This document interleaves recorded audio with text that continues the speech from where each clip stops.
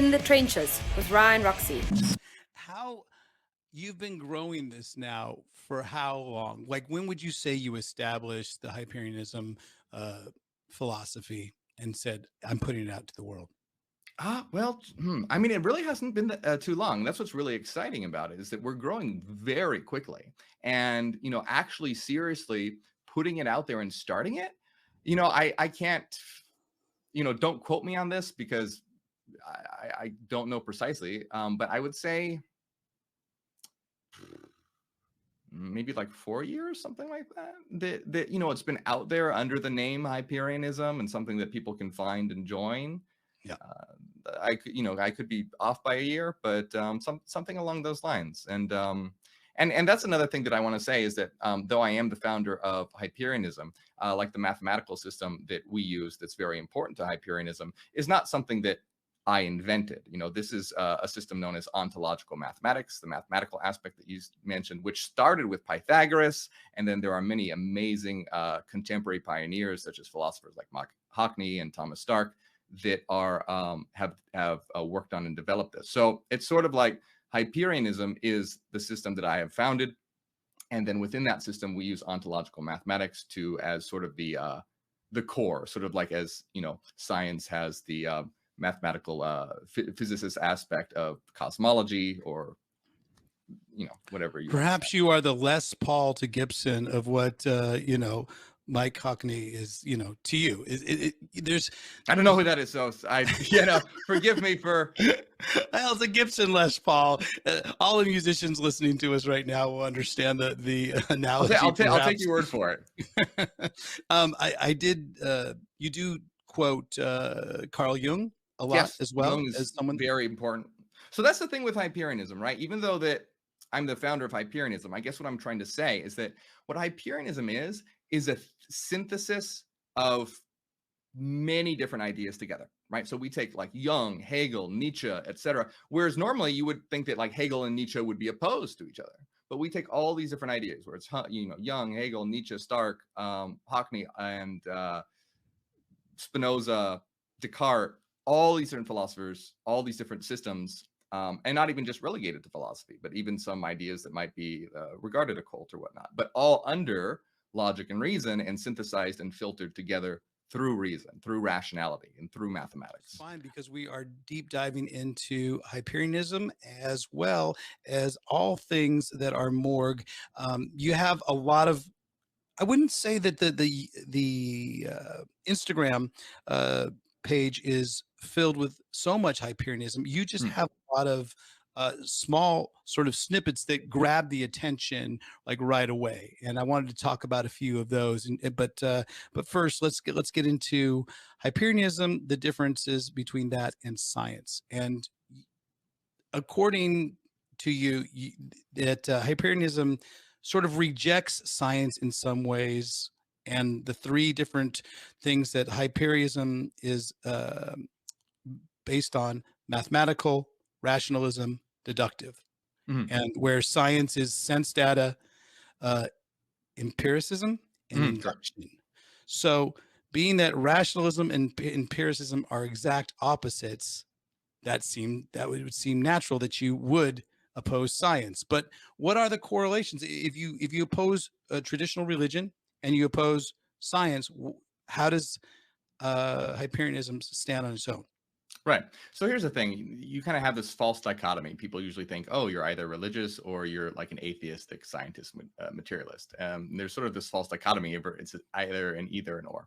And the thing is, we're neither. We are not religion, because religion is based on faith. We reject faith. We're rationalists. And then science are empirical. They deal with empirical data. The empirical stance is that knowledge is derived from the senses. So our stance is of a rationalist stance, whereas knowledge is derived from pure reason. Now, I want to say right off the bat, when we say we reject science, it doesn't mean that we think that science is not effective. Science is great. Science is fantastic. They have advances in technology, advances in medicine. I'm able to talk to you right now because of the advancements in science. We have all these kind of medical advancements. Science is fantastic for making practical and pragmatic and useful things in the physical world. However, what we deal with in Hyperianism, especially with regard to our system of ontological mathematics, deals with what reality is. So what science deals with is how things work. They build models. So, for example, a scientist might tell you how charge works and how charge affects, the attraction and repulsion of, say, electrons. Whereas what we do is we ask, what is charge? What are electrons? What is the foundational nature of reality? And when you're asking these sorts of questions, you can no longer rely simply on empiricism and induction, because empiricism and induction relies on sense data and experimentation, where you can use reason to understand that reality is actually mathematical and not based on, sensory matter. The existence of matter cannot account for something like consciousness. This is known as the hard problem of consciousness. Science cannot in any way, in any capacity, explain the thing that you are most familiar with, which is your own subjectivity. So in a nutshell, science deals with sense data and empiricism.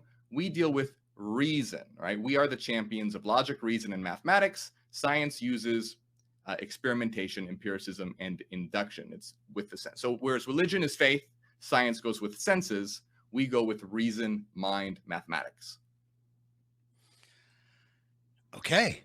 That's a lot to sort of digest in just one sitting. I'm stopping short because I could keep going, but I know you can, but guess what? You have our chat very much intrigued right now. The comments are flying in and out. Part of these viewpoints and part of these philosophies that you have led you to put out a lot of content that is challenging for a lot of people to accept. And Yes. One of them is the dead internet theory. And I wanted you to explain a little bit about that, because it's one of those things that I've thought a lot about many times, that, the people that we are putting this show out to, the people that I'm posting out to, how many of those people are actually real? Because we know about bots. Anybody that's YouTube personality or someone that wants to gain more followers, that there are going to be fake accounts and bots and some people trying to hack your account as well. I've had many Ryan Roxie fake accounts as well. But tell us how that all started and where this dead internet theory came from. Yeah. So the dead internet theory is this sort of theory that some people on the message board just started. It's kind of like this creepypasta sort of thing. And so the whole idea of dead internet theory is that, 5 years ago or whatever, the internet as you know it stopped existing. Most of the people on the internet now are bots, and most of the websites are AI generated, et cetera, et cetera. Now, do I actually believe that? No, that's a little extreme.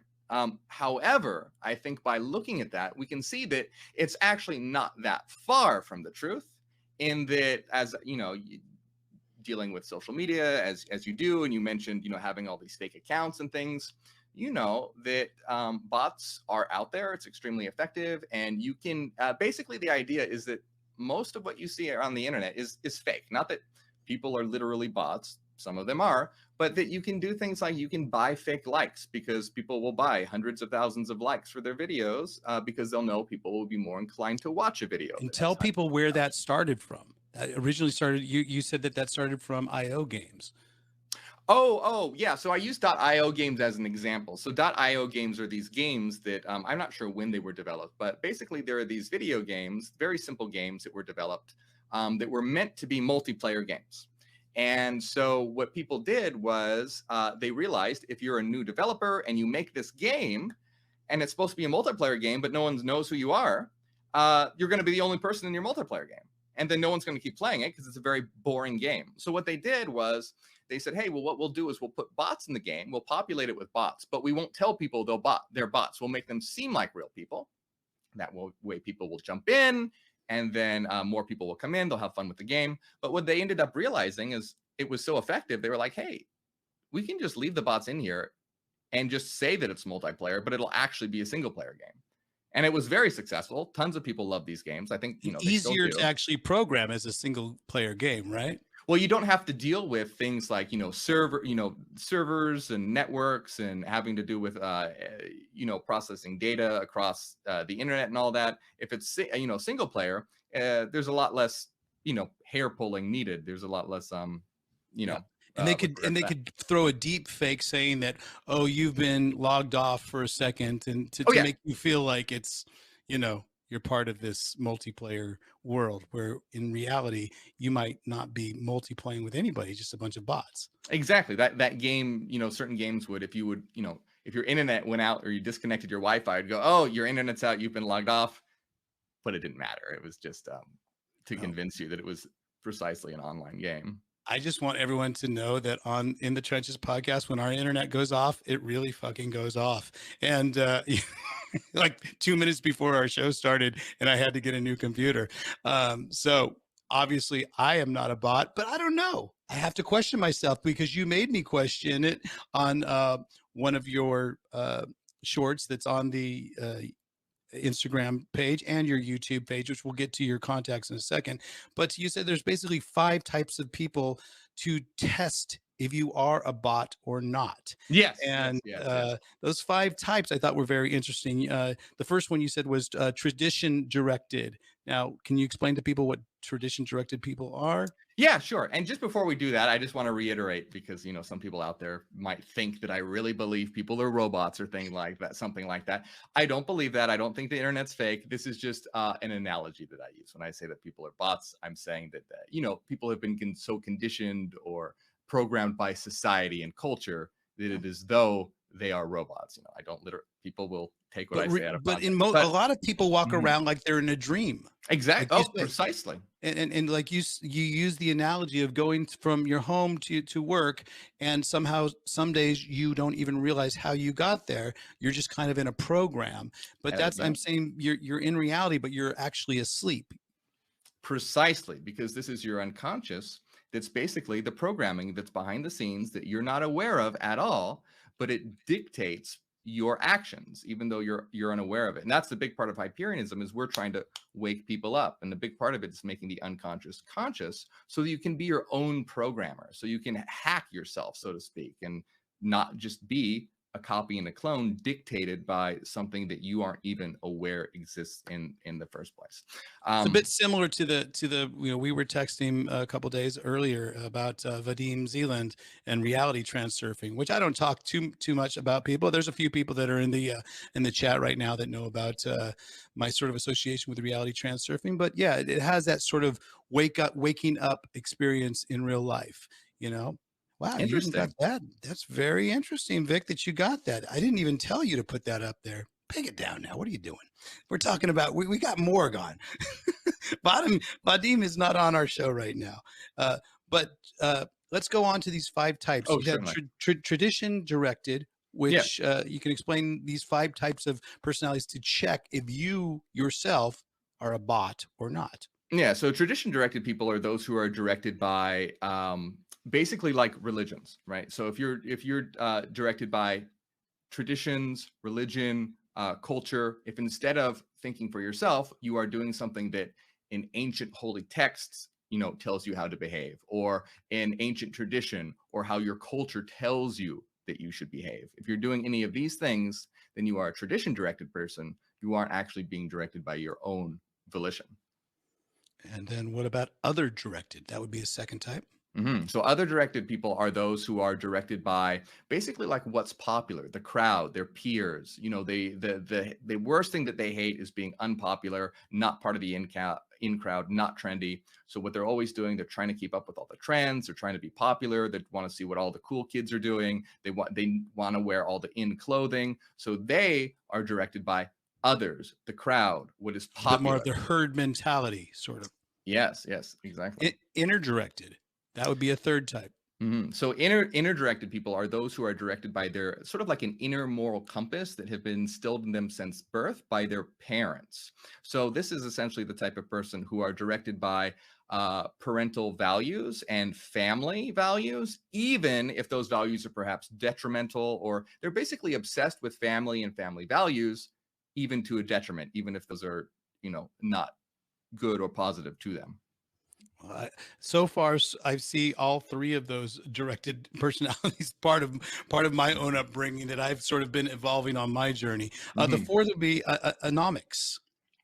So anomics, now this is kind of an interesting personality type. So anomics are those that sort of reject all this, but they can't basically cope, right? They've kind of broken down.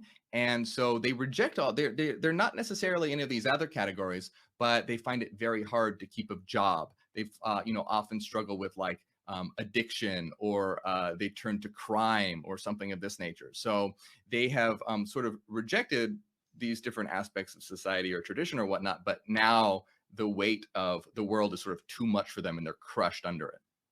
I'm 4 for 4 at this point, Morgue, except for the, I don't have a life of crime, unless you say doing this podcast is a crime, right? Because it's so good, right, audience? No, but the fifth type, and I think this is what you mean, if you are a bot or not, is to be autonomous. Yeah. So an autonomous individual is someone who is self-empowered, self-directed. This is like the Nietzschean Übermensch mentality of creating your own values, living life according to your own rules. You don't care about, religion. You don't care about family values. You don't care about the in crowd. Not that any of these things are necessarily wrong. If your family taught you something that is actually useful, that's great. But your autonomy allows you to objectively judge whether you want to incorporate that or not, instead of you just automatically subsuming it like some sort of program. You are consciously evaluating everything, and with a conscious attitude, choosing those actions that benefit you, rather than just being like an unconscious program. So if you agree with Hyperianism, you most probably are autonomous, correct? Well, I mean, what Hyperianism does, because that might sound kind of like contradictory, right? Like, oh, well, you're autonomous if you believe what we say. But the thing is, right? Well, what Hyperianism attempts to do, the process of Hyperianism, is not so much this is what you should believe. We give people the tools to learn how to think for themselves. And that's the important distinction, is that we give people the ability to think rationally and therefore be able to make the best choices for themselves in their life. I'm Ryan Roxie, and I've taken all my years of experience of playing guitar, and I want to pass the torch of rock and roll on to you. Check out the System 12 guitar method.